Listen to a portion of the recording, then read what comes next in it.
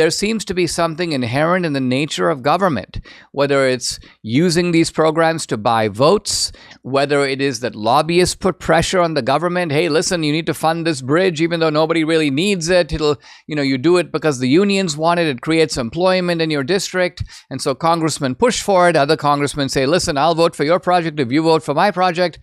This is what Elon and Vivek are up against.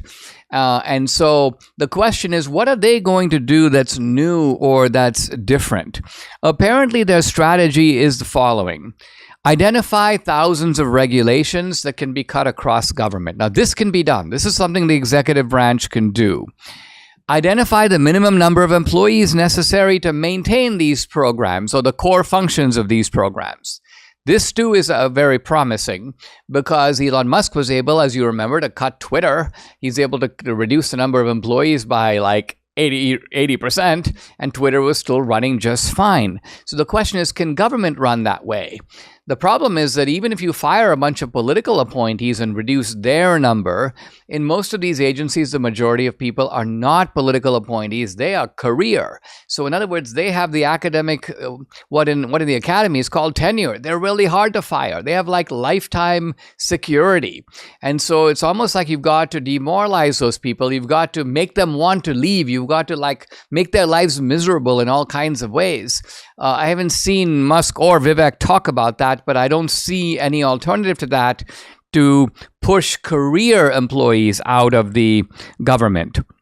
Now, there's a very interesting issue that has been raised, I believe, by Vivek, where there are certain types of agencies that were never specifically authorized by Congress.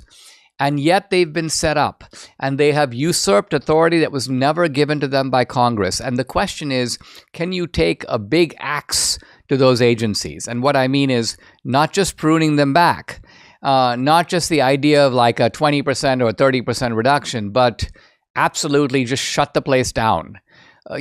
Because a lot of times we never ask ourselves certain types of questions like, why do we need a surgeon general? What is the point of that job? What does a surgeon general really do? I mean, we have a Health and Human Services Department.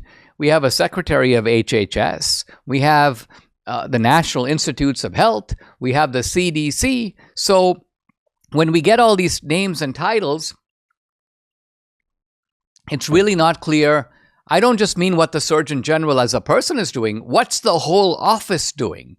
And I think the important thing here is for Elon Musk and Vivek to raise these kinds of fundamental questions.